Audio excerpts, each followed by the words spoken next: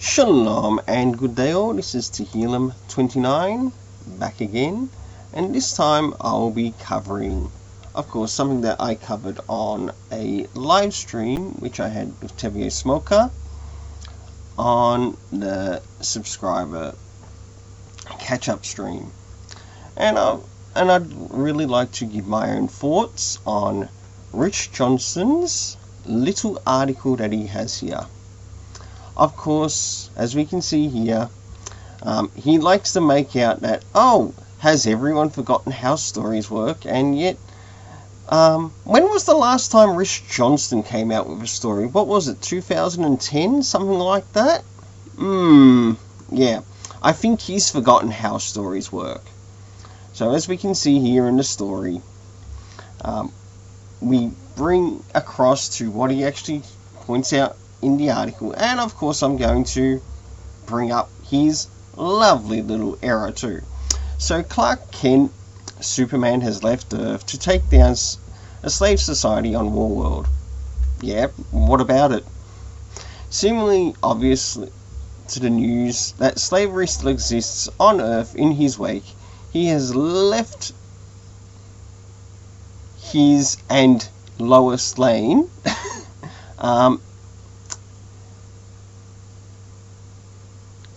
he has left his and Lois Lane's newly aged up son, John Kent, wouldn't you just say his home planet?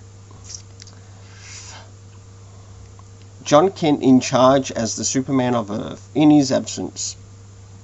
Clark Kent's trip to Warworld is set to be a long one, with the creators promising a bigger and more impactful story than the death of Superman in the 90s.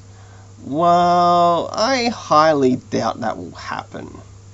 And not only that, those who have actually read the Death of Superman trades or comics, there's a little roughly 50 comics overall to that series, and it came out in about 5 trade paperback volumes. Oh, let's not also forget the omnibus around that too.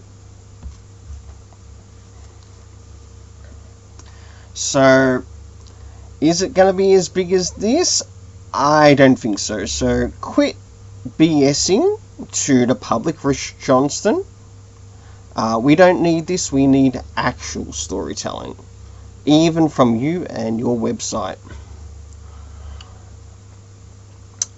Well, he moves on and he brings up Infinite Frontier, Supergirl, and we also see where he brings up about the Spectre saying John Kent to become a dictator of Earth. And he seems to come across in this idea that by John coming out as bisexual isn't going to make him a tyrant.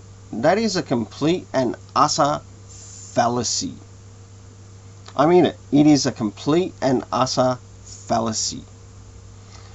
Not only that, I think Rich Johnston has forgotten what good storytelling looks like. Now, if you're going to set up a person to be gay, let alone bisexual, right, all of this stuff should have been done beginning at Rebirth, then moving to the road to Rebirth, then eventually in Rebirth. Alright, this would make good storytelling. It would be more organic and more natural, instead of this forced, that's right, this forced, oh, let's just make him gay for coming out day. Yay! What a crock of BS. What an absolute crock of BS. As we move on, and in the issues of the current issues, which would be issues 1 to 4, we have seen John Kent reinvent himself as an interventionist Superman, far more than his father in political affairs of this planet. Rather than getting himself arrested, like Superman hasn't been arrested before. Are you sure about that? I think Rich Johnston needs to go back into his history books again. Wanting to shake things up and using the term truth, justice, and a better world. There was another group in history that made that very same claim. They were also called the Brown Shirts. History also calls them the Nazis. So I'm happy, Rich Johnston, that you have announced yourself as a Nazi on your own website. So big thumbs up there, buddy. Big thumbs up.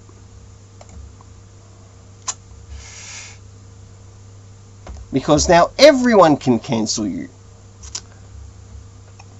So that's what's happening with the John Kent announcement as bisexual young man by DC Comics coming out there with his new journalist boyfriend Nakamura, and the world goes mad. No, they didn't go mad. They called out of how bad the storytelling was, and you yourself are choosing to ignore the bad storytelling. One major criticism I have heard is that John Kent is being portrayed as a perfect figure, that by making him a bisexual lead character will give him known as plot armor, that by being a representative figure to the queer community, nothing terrible can happen, and he can't make poor choices without reflecting on every badly first. Yet no one seemed to make that argument about Catwoman, Poison Ivy, Wonder Woman, Harley Quinn. You're wrong there again, because there were actually people who did call out some issues with that. Though this might not be the channel that did it, there were YouTube channels that did speak about it, including Bounding in the Comics. And it is clear from the comic book that John Kent is heading for a fall. So much responsibility placed on such young shoulders, with the world looking over them. Is something going to give? You couldn't have had more of a foreshadowing of this, starting to wearing an alien symbiote as a cape, and he's standing up on the Gamoran refugees against the US force, saw his grandparents of Smallville farm destroyed. Yes, Tom Taylor likes to do those things. Kill things that are close to Superman. It's not the first time he's done this. Look at his Injustice run, where he murdered... Ooh, who was that woman again? Oh, that's right. Lois Lane. Then attempt to destroy the Kent's farm? Not a very good idea.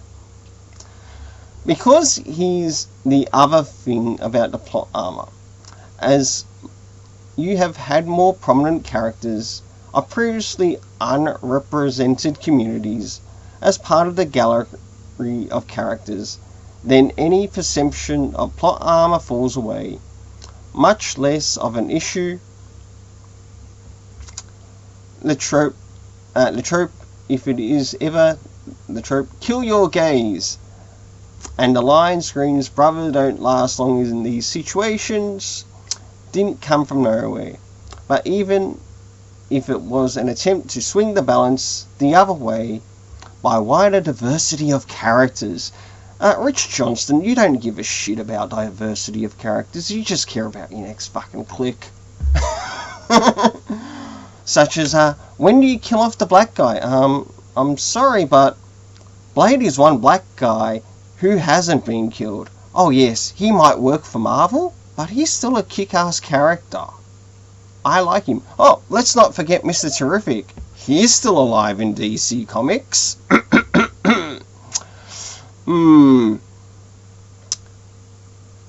Maybe we should call Rich Johnston the Fraud Johnston, seeing he's practically the Ryan Johnson of this website. And we know what Rian Johnson did with the Star Wars, don't we? Yes. So, he was no longer killing off the black guy. Having a bisexual Superman is one thing. But if you do have a if you have a bisexual Tom Drake, sorry, it's not Tom Drake, it's Tim Drake. In this terrible new reiteration, and Tim Drake is straight. But hey, if you want to go out with Tom Drake, you go out with Tom Drake. Alright, Rich Johnston? Let's not forget Catwoman, Poison Ivy, and more. And let's have a guess. Poison Ivy, let's not forget Harley Quinn was actually a very straight character before a writer came in and changed that.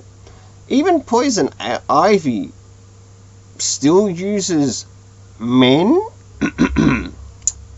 as her henchmen. Funny that. Why doesn't she use females as her henchmen? Especially when they're under her spell. We got another problem there. Rich Johnston. Of course, we've got the Let's Go Brandon. It should be the Let's Go Brandon cover here. Of course, we've got the talk of the Next Up Solicited issue 7, coming out in January 2022, which also caused a lot of internet, and let's call it banter, shall we? No, let's call it more bad storytelling, because in Rich Johnston's case, he hasn't put a story out in years. Only articles, but not an actual comic story.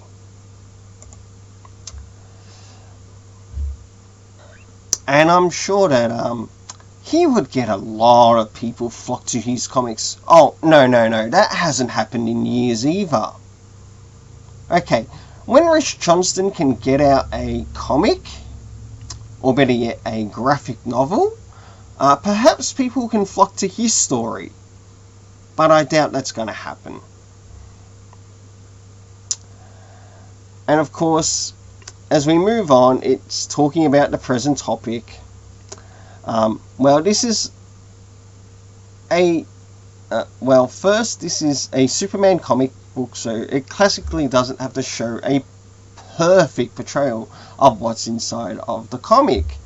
And on the cover, it is often thematic.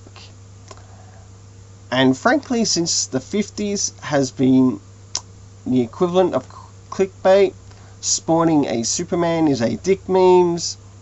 If you want bleeding cool scoop, that scene does not appear in the comic no more than the previous cover.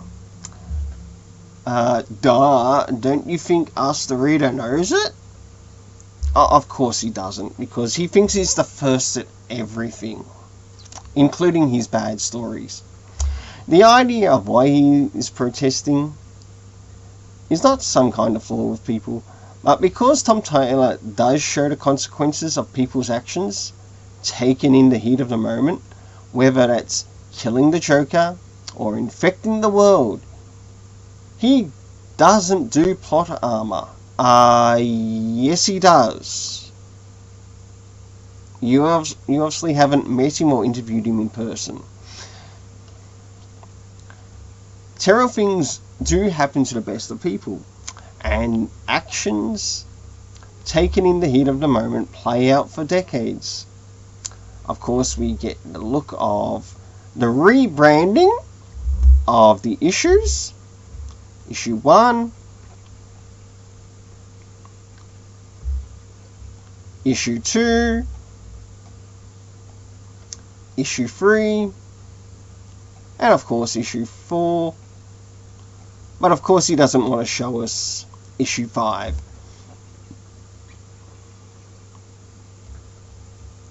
And as we can see here, the last couple of things that he did was author of the Flying Friar, Hold Up, and the Avengers.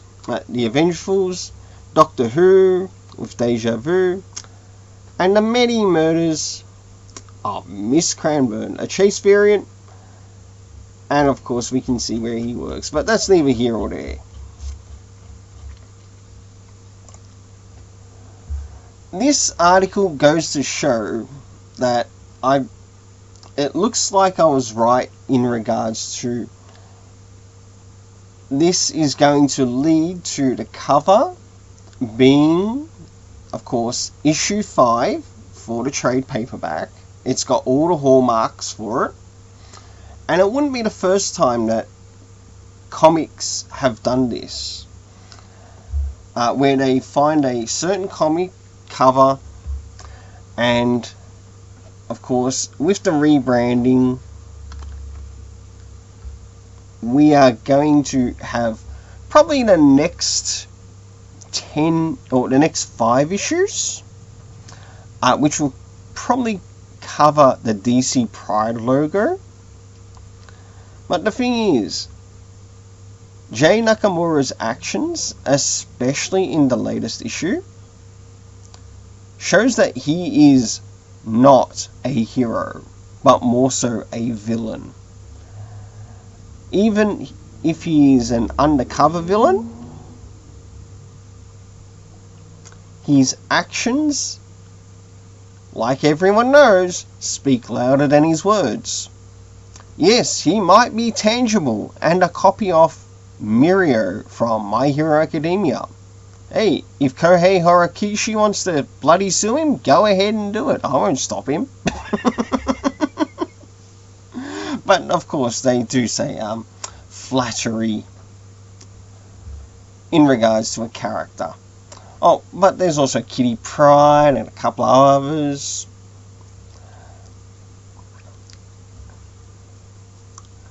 So it's very interesting. So I'll finish off with these ending thoughts. And these ending thoughts are: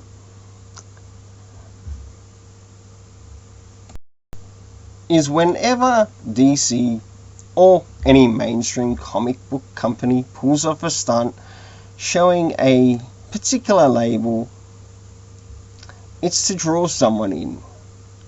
Don't fall the trap. Don't fall for the trap, because yes,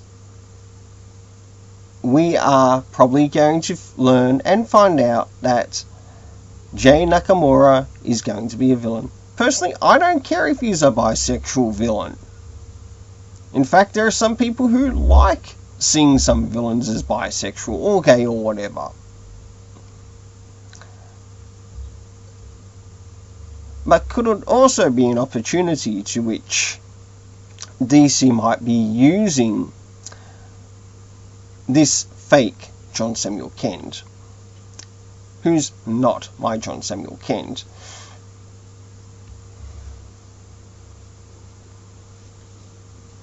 to be someone who will redeem the character of Jay Nakamura? Maybe yes, maybe no. We'll have to see what happens. Until then, let's keep it colourful.